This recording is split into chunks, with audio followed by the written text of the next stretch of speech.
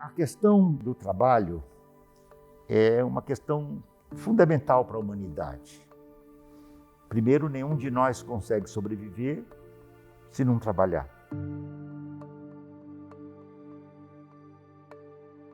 Então, o trabalho nasce como uma atividade vital. Não há humanidade sem trabalho.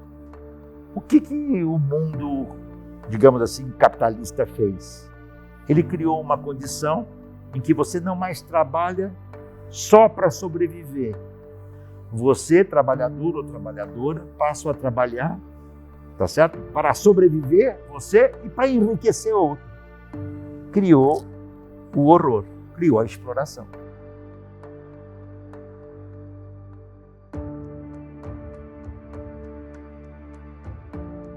Meu nome é Paulo Roberto da Silva Lima, eu sou mais conhecido como Galo. Eu comecei a trabalhar como motoboy em 2012. De 2012 até 2015 eu sofri 2 acidentes.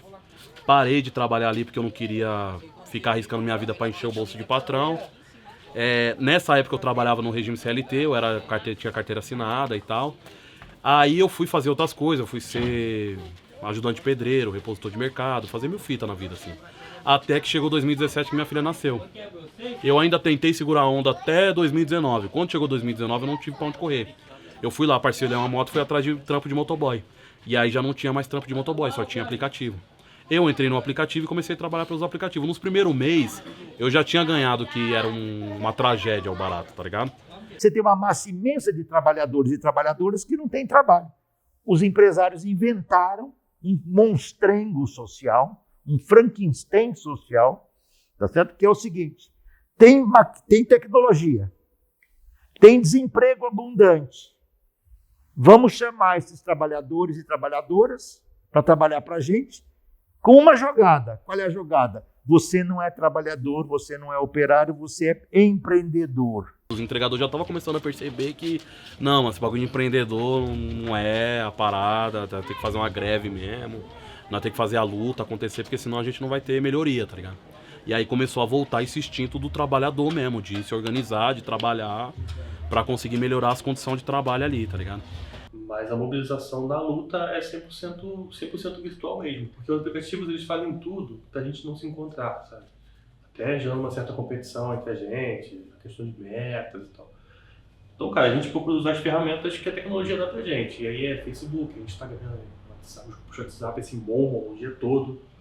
E cada dia mais motoristas se mobilizam nessas manifestações, sabe? Porque essa ideia de dizer que você é empreendedor, que eu sou empreendedor, que o outro é empreendedor, quando na verdade a gente estava desempregado, é para tirar da gente a legislação social protetora do trabalho.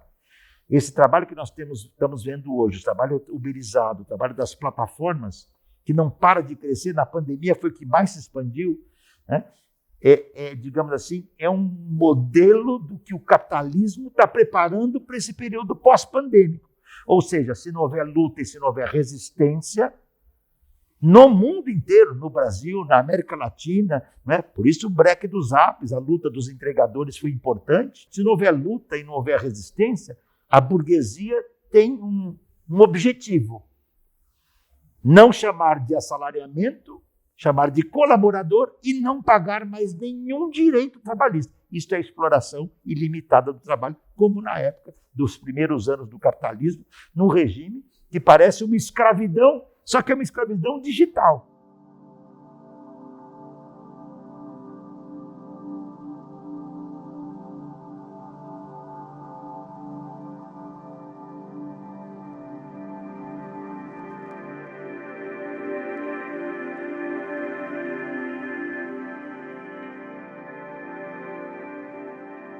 Os caras inventou uma forma nova de explorar as pessoas, mano. Porque é isso, mano. Você precisa encontrar novas formas de algemar as pessoas, mano. Quando a pessoa descobre que algema é uma coisa de ferro, a pessoa fala, isso aqui é ferro, isso aqui é uma gema, não precisa quebrar. Aí quebra. Aí os caras inventam um bagulho de plástico.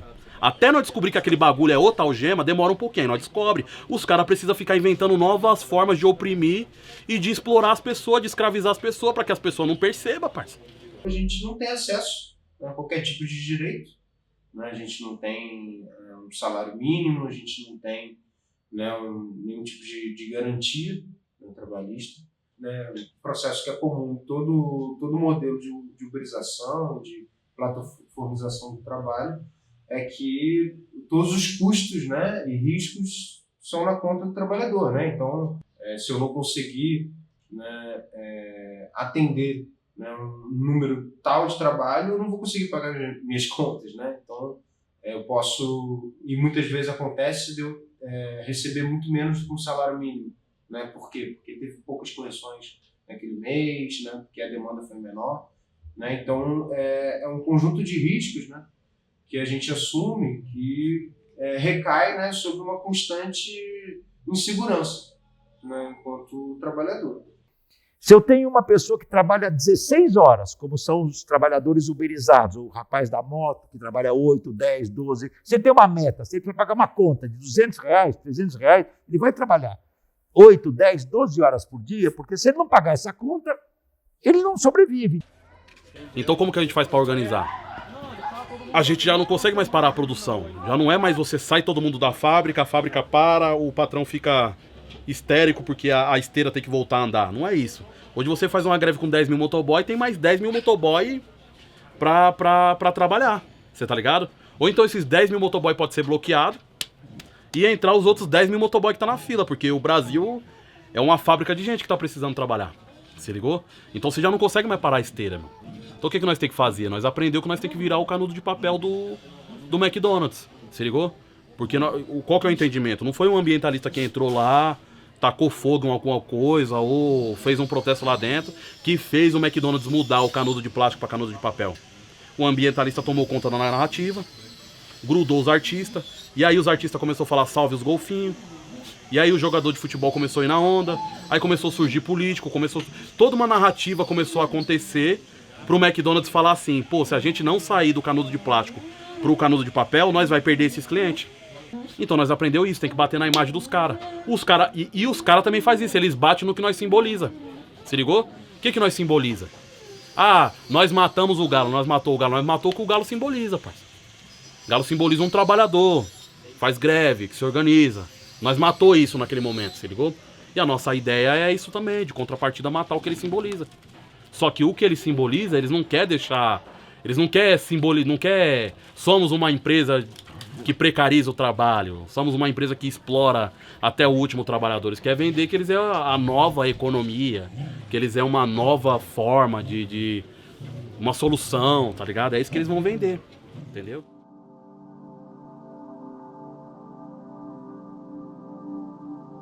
Eu me lembro que quando começou a estourar, né, esse modelo de trabalho, principalmente os trabalhadores de aplicativo, né, a gente via muito ceticismo, né, no sentido de que não vai ter como esse pessoal se organizar, né, não vai ter como eles lutarem pelos seus direitos, porque não tem acesso ao sindicato.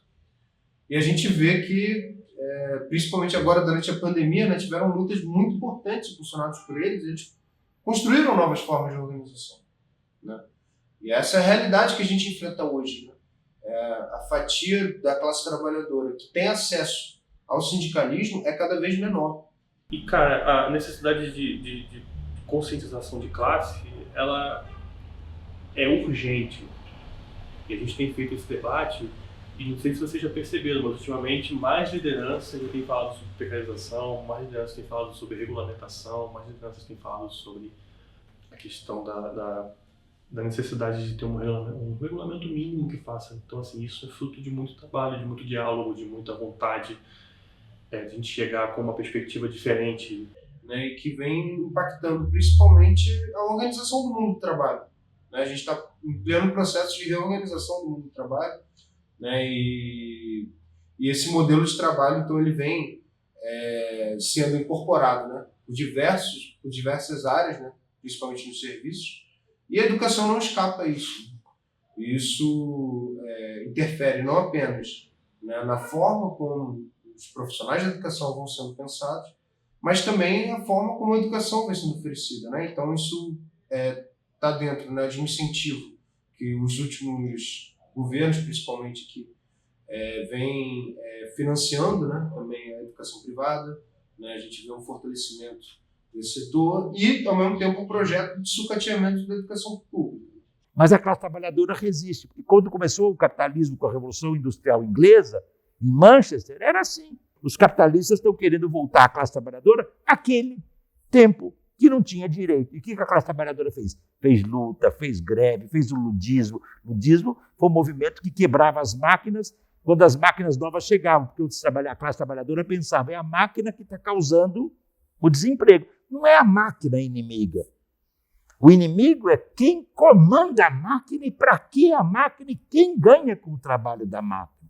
Entendeu? Eu uma vez entrevistei um trabalhador que dizia assim, ele era Uber, dirigia.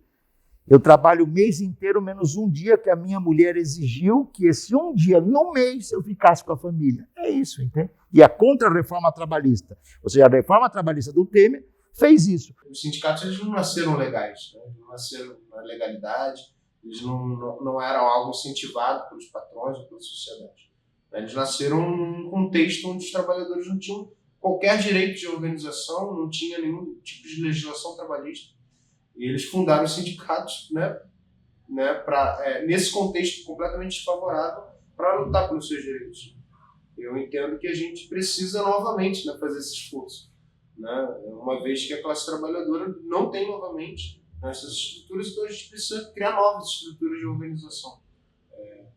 Que se não pode ser um sindicato, vai ser um outro movimento social, que responda pela categoria e que avance.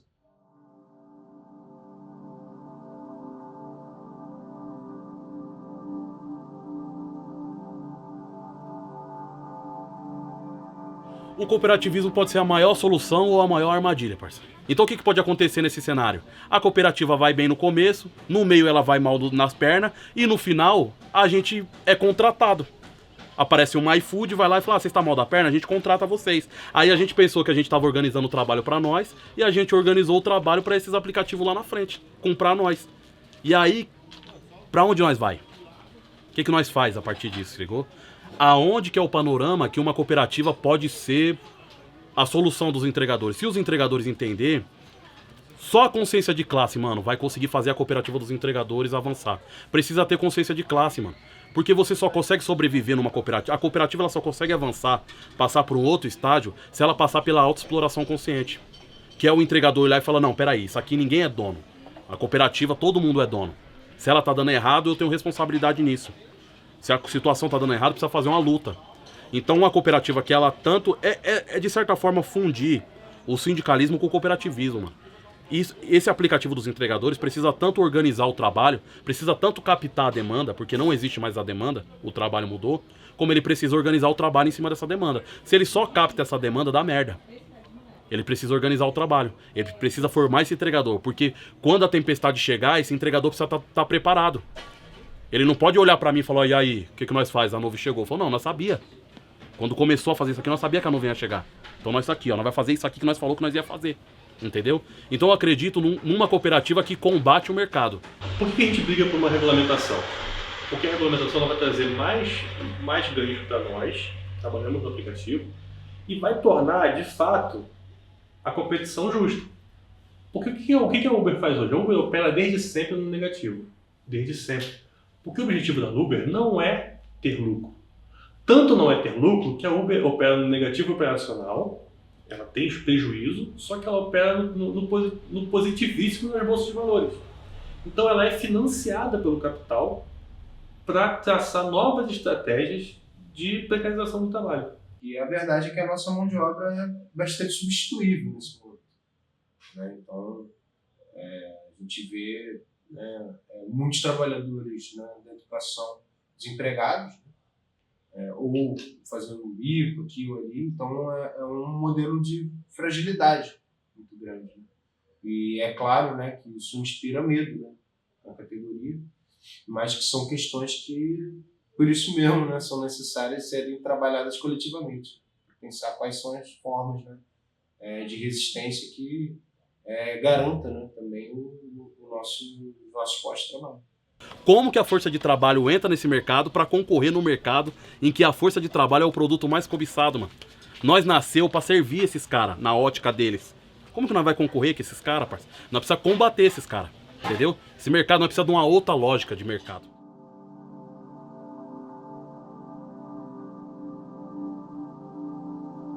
que a reforma trabalhista fez? Negociado sobre o legislado, restringiu a justiça do trabalho, podou no que pôde, de modo a eliminar os sindicatos, e criou o que eu chamo o mais nefasto. Legalizou o ilegal, legalizou o trabalho intermitente. O iFood, os outros aplicativos não inventou o mercado, eles cercaram o mercado. É um mercado que foi cercado, entendeu? É como se os entregadores fossem uma aldeia, mano, entendeu? Como se os entregadores fossem uma aldeia, e aí todo dia a gente vai lá no rio, pesca um peixe, você tá ligado? E se alimenta desse rio, esse rio é que alimenta essa aldeia. E aí, de repente, o rio seca, não tem mais peixe, e os entregadores começam a passar fome, aí aparece um homem branco na porta da aldeia, perguntando qual que é o problema, a gente fala o problema, ele já tem uma solução de pronto, a solução que ele tem é que ele tem uma fazenda, lá dentro dessa fazenda tem um lago dele, particular, onde tem um monte de peixe, e nós pode ir lá pescar. Se não tem peixe no rio, tem peixe no lago dele, na propriedade dele, né, que é assim que eles colocam. E aí a gente desconfia, mas parte das pessoas da aldeia vai até lá, e vê que de fato tem peixe, todo mundo volta com um monte de peixe, toda a aldeia acredita nisso aí, e no outro dia vai lá pescar, no outro dia quando a gente vai lá pescar, o homem branco estabelece a regra, fala, aqui tem regra, minha propriedade, aqui você pode pescar, cada um de vocês pode pescar até 10 peixes, 7 é meu, 3 é de vocês. Como não tem mais peixe no rio, os entregadores não tem pra onde ir, os entregadores vão aceitar. O que o homem branco não vai contar é que ele foi lá de noite com o maquinário dele e drenou todos os peixes do rio e colocou no lago dele, se ligou? E isso foi o que aconteceu com nós, parça. Entendeu? Isso foi o que aconteceu com nós. Eles não inventaram o mercado de delivery. A pizza, o sushi, o hambúrguer não deixavam de chegar na sua casa quando esses aplicativos não existiam. Eles chegavam na sua casa.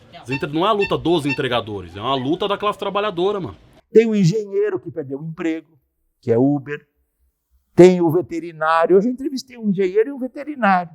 Tem o ex-metalúrgico. Tem o caminhoneiro. Tem o professor.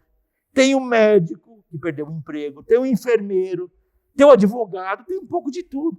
E sem falar do enfermeiro que é uberizado no hospital, do médico que é contratado pelo esquema uberizado para o hospital, nos trabalhadores de cultura, tá certo? Do audiovisual, que são todos uberizados.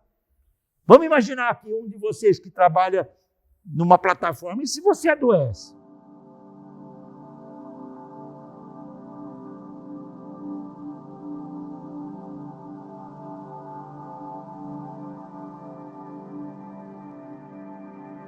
A uberização é um processo que vai avançar por todo mundo. Uma hora o correio vai virar um aplicativo, jornalista vai virar aplicativo, médico, você vai querer fazer uma consulta? Você vai lá no aplicativo e fala, o que você tá com problema? Problema no rim. Aí ele manda pro médico de rim. Aí o médico vai lá e tem 5 segundos para aceitar a corrida. Eu faço isso aqui, aí vai lá, faz o exame, entendeu? Só que tem uma questão que nós não podemos abrir mão. Nenhum trabalho sem direito. O meu trabalho como professor não é mais importante da mulher que limpa a sala onde eu dou aula. Se aquela trabalhadora não limpar a sala que eu dou aula, eu vou chegar lá, tá imundo, eu vou falar, nessa sala não vou dar. É um projeto, né? Não se trata apenas, né, de uma empresa ou outra. Né? Existe um processo mais amplo em que a educação está inserida. Né? Sem falar que ele tem chance de se expandir em setores da indústria, em setores da agroindústria, mas todo o setor de serviços. E como? Porque ele combina alta tecnologia com exploração do trabalho, tá certo? Incluindo o trabalho intelectual. Por exemplo, um professor, né, ou uma professora que está sem trabalho, ele entra numa dessas plataformas e diz, olha, eu quero dar aula de sociologia, ou de engenharia, ou de direito, do que for. A plataforma vai contratá-lo. Porque enquanto houver exploração, vai haver resistência, né? Vai haver indignação, vai haver contrapontos. Natural, nós sabia que a iFood nunca a iFood não ia esticar um tapete vermelho pra nós fazer a luta. Nós sabia que tinha os planos sórdidos deles, eles é acima. O Playboy acha que o mundo é o parque de diversão deles, parça. E eles acham que eles podem fazer o que eles quiserem. E aí, de repente, aparecem uns favelados, uns pobres doidos que falam, não, mano, vai fazer o que você quiser.